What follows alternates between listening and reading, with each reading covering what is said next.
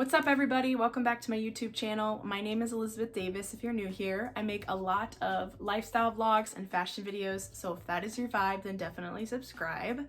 Today's video is going to be a Q&A, and I had a lot of people submit questions and ask me things about my life or what I think about a certain topic. So if you want to hear about that, then stay tuned. Also, today's video is in collaboration with one of my really good friends, Haley Crow. She is another YouTuber here, and I'm going to be linking her video below and her channel, and she's also doing a Q&A. So if you want to get to know some other YouTubers, definitely check her out. She's an incredible vlogger, and she also does like lifestyle stuff. She does cooking stuff. She shows her Trader Joe hauls all the time, which I think is super cool. I love Trader Joe's. I've never been there, so I like live vicariously through people who have them close to them. So definitely check out Haley's channel. She's a really cool girl. Thank you guys for watching. Subscribe and let's hop into it. So I have my MacBook here, my brand new MacBook. If you did not see me unbox my MacBook Air, definitely go check that video out. It's really good, I think, because I've never had a MacBook in my life, so I find this very special. Okay, so the first question is, how many years did you dance and what age did you stop? Okay, it's a really good question. So I danced for 14 years in total. I usually just round up to 15. It's funny that this question was asked. I was just thinking about this in the shower today. I don't know why, but I was. But I did dance for 14 years. I danced competitively for like 6, I think.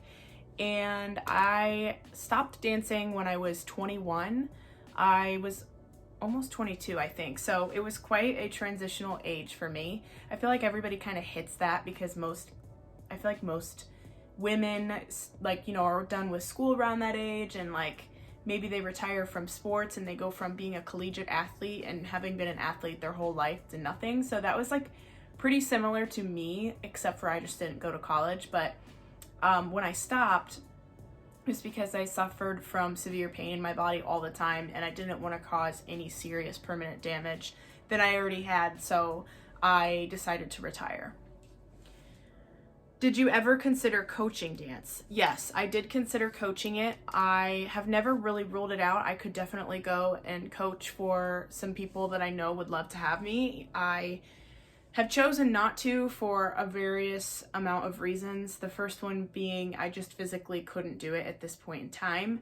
I am trying to find out why I have so much pain and if there's any kind of treatment that I can do. And if I could ever get that under control to the point where I can do like physical activity regularly, then I would definitely consider coaching.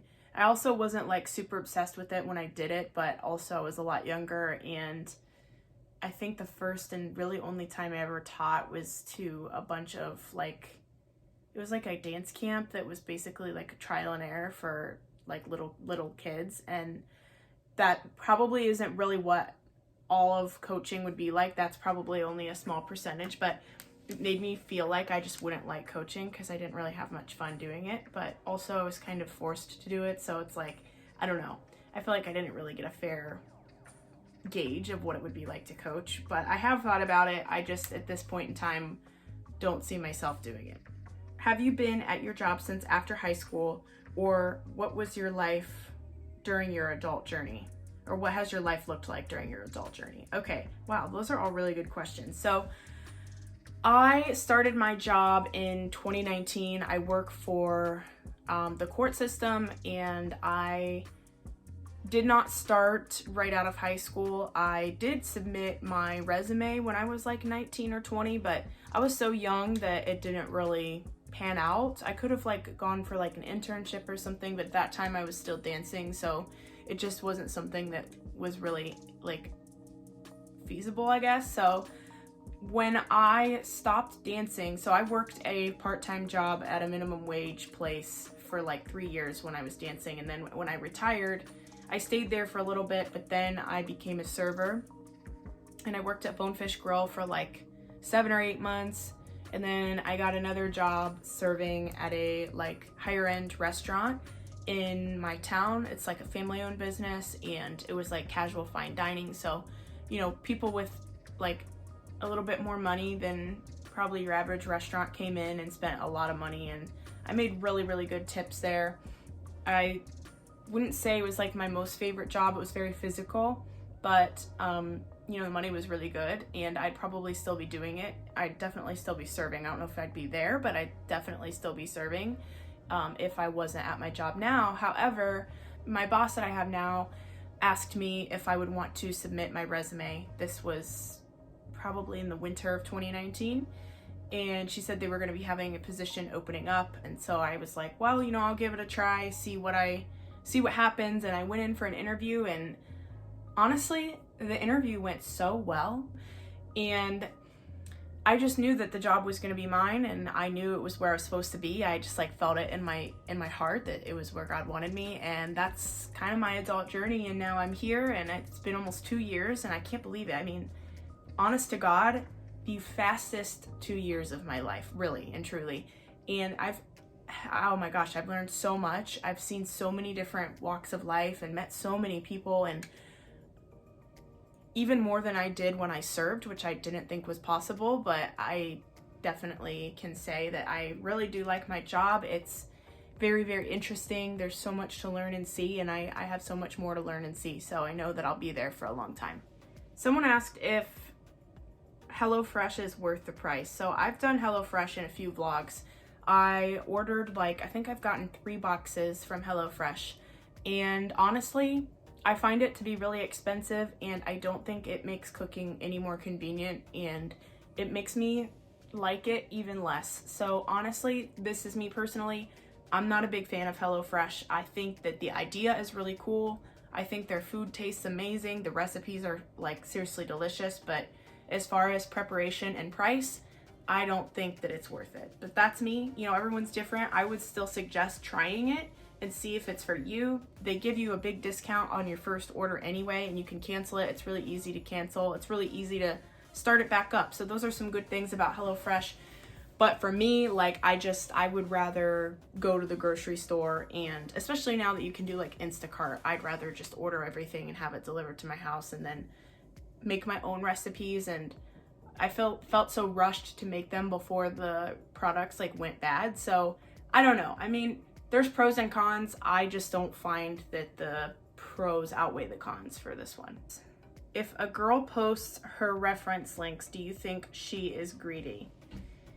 No, I do not. I do not think there's anything wrong with that. I find it actually really offensive when people shade other influencers for having reference links or profit links, you know, where you can click on a link, and if you buy the product or even just click the link, that person makes money off of that. And I don't think there's anything wrong with that at all. I don't also think that they have to specify every single time that just because they're putting a link in there that they earn some kind of profit off of it. I really just don't see anything wrong with it. I think that everybody has their own way of making money, and I don't really see any difference between that and just being in sales. I mean, the salesman is trying to get you to buy the product. They're not going to be like, hey, I'm buying this, please buy it so I make money. I need money, I need to feed myself. They talk you into it. You know, they're selling it to you. They want you to think it's great and cool and amazing. And I just don't like that people get on influencers for doing that. I just don't. I'm really not sure why it triggers so many people. A lot of people create a YouTube account only for profit. Do you agree? I do not agree with that. No, I do not think that people make YouTube accounts or Instagram accounts simply for the money. I do not make money off of this. It is a lot of hard work. If I were in it for the money, I would have given up a long time ago. I'm not doing it for that necessarily. That's the end goal, of course, but if I don't even gain one more subscriber between now and the time I retire from doing YouTube or whatever you want to call it, I'm not going to stop till I just don't want to do it anymore. Even if I start making money and then I decide it's not for me anymore, I'm not going to let the money keep me from continuing. If I don't want to do it, I'm not going to do it. It has nothing to do with money. If I love it and I want to continue, I'm going to continue. And I know that there's a lot of other smaller influencers that would probably agree with that. I mean, like I said, we're all hustling. We're all trying to, we would love to do this and full time and make money off of it, because we love it. And if you love something, you want to make money off of it. When I danced, my end goal was to do it professionally. I didn't get there, but I still loved it. And even though I didn't get there, I wouldn't change any of that. If you had to wear one item forever, what would it be? Probably like some kind of necklace or earrings. I find that those things are typically pretty timeless.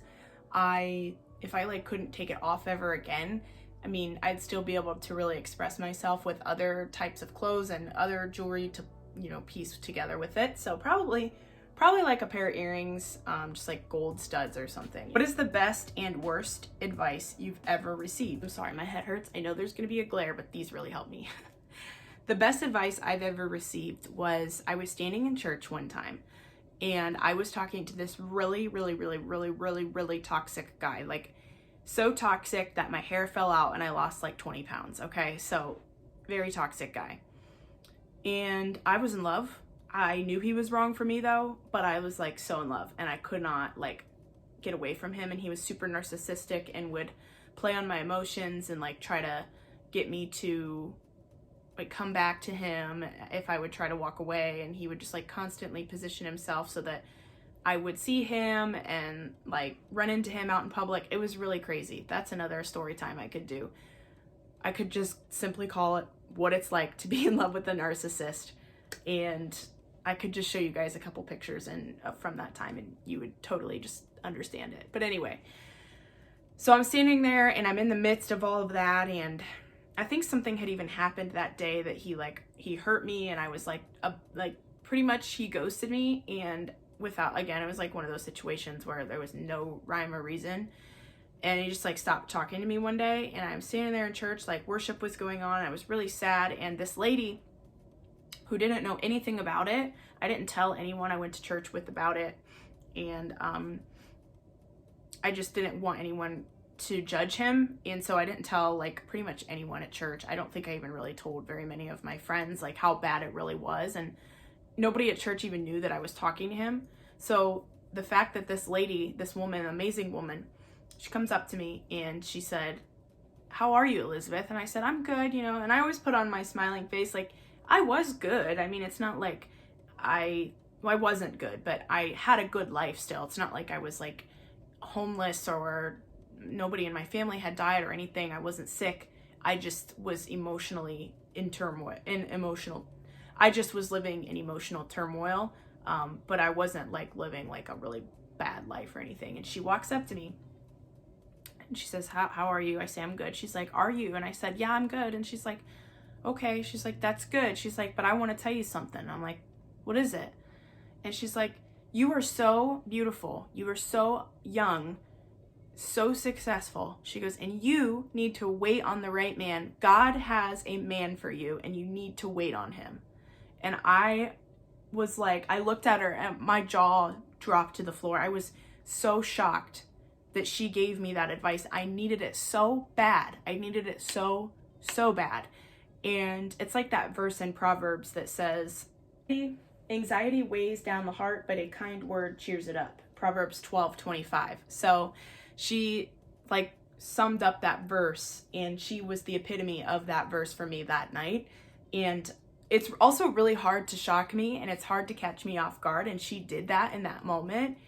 And I just started crying, and I'm not really one to cry in front of other people. Like I do cry, but if I cry in front of other people, it's because I'm either really mad, really hurt or sad about something, or just completely touched. And I was so touched by that word, and it really just like, I honestly think that that's what propelled me into being able to let go of him and doing what I knew I needed to do. And I just said to her, "Thank you. You have no idea how much I needed that." And she's like, "You're welcome." She's like, "I just know that that's what God wanted me to tell you, and God has someone for you. Do not give up on that." And I said, "I will not. I promise you." She goes, "You promise?" I said, "I promise I won't." And I've kept that promise to her. I haven't been perfect. I've dated some serious toads that I know I shouldn't have dated or even talked to, but the reality is I didn't marry that person. I knew they weren't for me, and here I am. I'm single. I'm waiting on the Lord, and I'm waiting on the right guy. So to that woman, you know who you are. Thank you so much. I honestly always say that she like saved my life that day. But yeah, so that was perfect advice. The worst advice I've ever gotten though, I don't know. That's hard.